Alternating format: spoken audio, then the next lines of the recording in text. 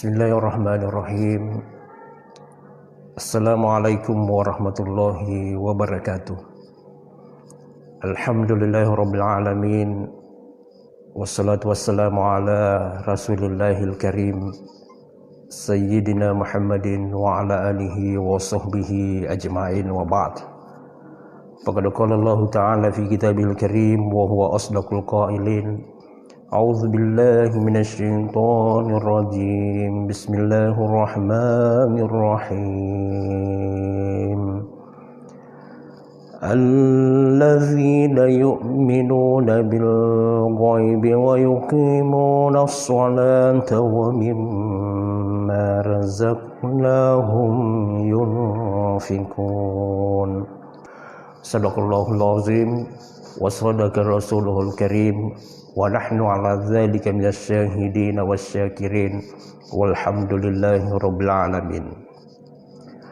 Saudara-saudaraku yang kami muliakan, alhamdulillah pada kesempatan kali ini kembali kita akan melakukan tadabbur Al-Qur'an dengan mengaji bersama beberapa ayat yang terdapat di dalam surah Al-Baqarah. Pada kesempatan kali ini atau pada pertemuan kedua kali ini dalam kegiatan tadabburil Quran, kita akan mengkaji. Setelah kita membaca beberapa ayat, kita akan mengkaji ayat-ayat berikutnya, mulai dari alladzina yu'minuna bil ghaibi wa yuqimunas sholata wa mimma razaqnahum yunfikun. Pada tadabbur pertama itu sudah dijelaskan bahwa ayat-ayat yang diturunkan oleh Allah Subhanahu wa taala pada dasarnya fi fawatihis suwar, pada pembuka-pembuka surah. Umumnya para ulama tafsir tidak berani menafsirkan, bahkan mereka mengatakan wallahu a'lamu bimuradi zalik, Allah lah yang paling mengetahui apa yang dimaksud daripada fawatihus suwar, seperti alif lam mim, hamim, yasin, hamim, ain sin qaf, nun, qaf, dan lain-lain sebagainya. Semua itu dinamakan dengan fawatihus suwar, dan umumnya mereka mengatakan wallahu a'lamu bimuradiz zalik. Nah, tujuannya Allah Subhanahu wa taala menurunkan itu kiranya kita semua ini meyakini. Artinya Al-Quran yang diturunkan dalam bentuk seperti itu, dalam bentuk fawatihus suwar, meskipun tidak kita memahami secara mutlak, kita harus meyakininya. Ini membuktikan bahwa suatu ketika memang kita hanya meyakini teks, tidak perlu kita mengetahui sampai konteksnya. Nah, misalnya alif lam mim itu apa sih konteks daripada alif lam mim itu, tidak perlu kita pertanyakan lagi. Ya, kita cukup pada kalimat-kalimat teksnya itu alif lam mim. Nah, berikut kita akan memasuki kajian kita, yakni alladzina yu'minuna bil ghaib.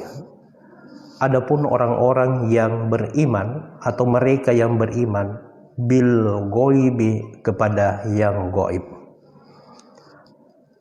Al-ghaibu hahuna, yang dimaksud dengan hal-hal gaib di sini, kullu ma umirta bil imani, adalah segala sesuatu yang diperintahkan kepada kamu untuk meyakini.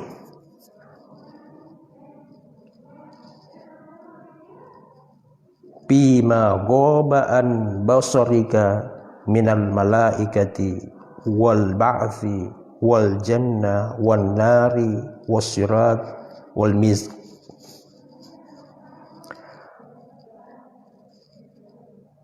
Jadi apa yang diperintahkan untuk diyakini ini seperti segala sesuatu yang gaib dari penglihatanmu, minal malaikati, seperti malaikat, wal ba'thi, hari kebangkitan, wal jannah, surga, wanar, neraka, wasirat, wal mizan, siratal mustaqim, titian nantinya di siratal mustaqim, wal mizan, dan timbangan itu.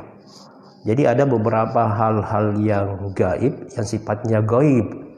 Nah, di sini perlu kita membedakan yang mana sebenarnya masuk dalam kategori al-gaib dan mana yang masuk dalam kategori gaib. Ada yang gaib, ada yang gaib. Biasanya kalau siswa kita di absen, umumnya mengatakan gaib. Gaib. Nah, sementara yang ada di dalam ayat ini tidak mengatakan gaib, mengatakan al-gaib, bentuk masdar, gaib. Kalau yang digunakan oleh siswa kita umumnya mengatakan gaib, itu adalah isim fa'il. Ada perbedaan sesungguhnya yang perlu kita pahami, bahwa persoalan gaib ini adalah sesuatu yang memang tidak dijangkau oleh panca indera kita dan memang tidak pernah nyata di mata orang-orang biasa, orang-orang awam seperti kita. Misalnya syaitan itu gaib, jin itu adalah persoalan gaib, malaikat itu juga adalah persoalan gaib, lalu kemudian surga, neraka itu adalah persoalan gaib, siratal mustaqim itu adalah persoalan gaib, mizan itu juga adalah persoalan gaib. Tapi ada sesuatu yang mungkin pernah kita lihat, tapi sesuatu itu sudah tidak berada di hadapan kita lagi, maka itu bukan persoalan gaib, dia itu nyata. Ya, ada sesuatu barang yang hilang, barang itu pernah berwujud, ya, bisa dijangkau oleh panca indera seseorang, lalu kemudian barang itu hilang dan dikatakan bahwa itu masuk dalam kategori gaib, itu salah besar, karena dia sesungguhnya nyata, ya, sesungguhnya dia itu dalam bentuk material. Berbeda dengan seperti jin, malaikat, bukan dalam bentuk material.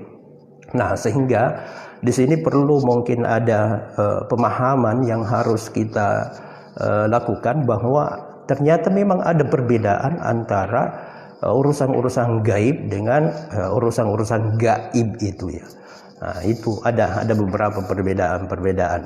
Nah, makanya ulama tafsir pengarang kitab ini menyebutkan ada beberapa yang masuk dalam kategori gaib itu, ya. Mulai tadi disebutkan ada malaikat, lalu kemudian ada Allah, ada jin, ya, lalu kemudian ada surga, ada neraka, ya. Namun bagaimana persoalan keyakinan kepada hal-hal yang disebutkan itu dalam persoalan-persoalan gaib itu, semuanya ada proporsi, ada tata cara bagaimana mengimami itu. Nah, lalu mengimani, ya. Selanjutnya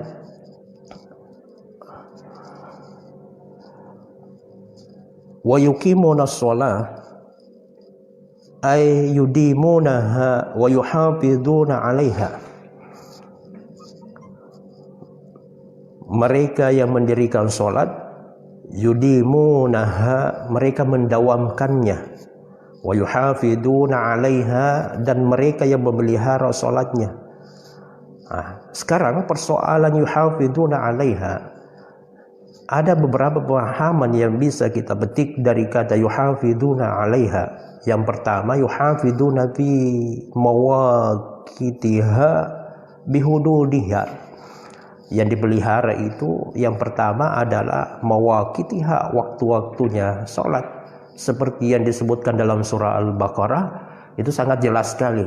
Inna sholata kanat alal mu'minina kitaban mawquta. Sesungguhnya salat itu diwajibkan kepada orang-orang yang beriman, kitaban mawquta. Itu sudah ditetapkan waktu-waktunya, memiliki waktu-waktu tersendiri. Oleh ulama fikih disebutkan bahwa waktu-waktu sholat itu yang pertama ada awalul waqt, biasanya disebut sebagai waktu fadilah. Lalu kemudian yang kedua masuk waktu ikhtiar, waktu pilihan. Disitulah orang biasa memilih, ya karena mungkin ada kesibukan-kesibukan lain, itu masuk dalam kriteria yang kedua, karena mungkin dia tidak bisa atau tidak sempat mengikuti sholat berjamaah, tapi mudah-mudahan nantinya kita bisa mendapati waktu-waktu fadilah itu. Lalu kemudian yang ketiga ada waktul haram, ada juga waktu-waktu diharamkan di mana kita tidak bisa melaksanakan itu karena sudah bukan waktunya. Jadi yang pertama yang harus dipelihara dalam sholat itu penafsirannya adalah waktu-waktunya. Lalu kemudian bihududiha, batas-batas waktunya. Nah, wa arkaniha, yang harus dipelihara juga adalah rukunnya. Ya, ada berapa rukun daripada sholat itu harus dipelihara dengan baik. Sebab kapan satu saja rukun kita tinggalkan dalam pelaksanaan sholat itu secara sengaja kita tinggalkan, maka batallah sholat itu secara totalitas, rusaklah sholat itu ketika ada salah satu rukun dan syaratnya yang kita tidak laksanakan secara sengaja. Sebagaimana dalam kaidah usul disebutkan bahwa tarkul arkani wasyuruti batilun, meninggalkan rukun dan syarat itu hukumnya batal. Jadi ini lalu kemudian selanjutnya wahai atiha, yang harus dipelihara juga adalah hayatiha, tata cara pelaksanaan sholat itu. Wa mimma razaqnahum yunfikun, wa mimma razaqnahum, dan dari apa-apa yang kami rezekikan, a'tainahum, apa yang kami berikan kepada mereka, yunfikun ay yatasaddaqun, mereka keluarkan sedekahnya. Mereka mengeluarkan bagian-bagian dalam harta itu, ada bagian yang sifatnya wajib, ya, nafkah wajib. Nafkah wajib pertama misalnya terhadap keluarga, namanya nafkah wajib terhadap keluarga. Lalu kemudian zakat itu juga adalah bagian daripada nafkah wajib. Lalu kemudian ada juga nafkah sunat, misalnya seperti pada saat kita memberikan sedekah, pemberian terhadap orang lain berupa hadiah atau berupa penghargaan kepada orang lain, itu adalah nafkah sunat.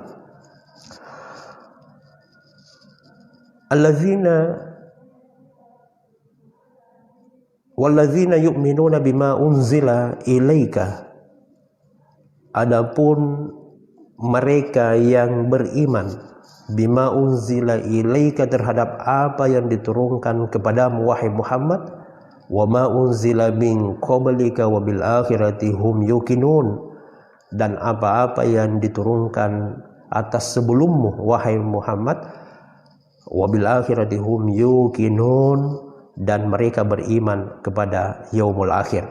Nah, sekarang bagaimana penafsirannya? Bima unzila ilaika, jadi tanda-tanda orang yang beriman itu adalah alladzina yu'minuna bima unzila ilaika, mereka yang beriman kepada Al-Qur'an. Wa ma unzila min qablika, dan bukan hanya kepada Al-Qur'an, tapi juga apa-apa yang diturunkan terhadap nabi-nabi sebelummu, sebelum kamu, maksudnya ini wahai Muhammad. Minat Taurati, seperti kitab Taurat. Jadi Taurat itu perlu diyakini, ya, kitab yang diturunkan kepada para nabi. Ini juga adalah kitab-kitab yang diturunkan oleh Allah, sama dengan Al-Quran. Jadi ada kitab Taurat, tapi yang perlu diyakini adalah aslinya Taurat.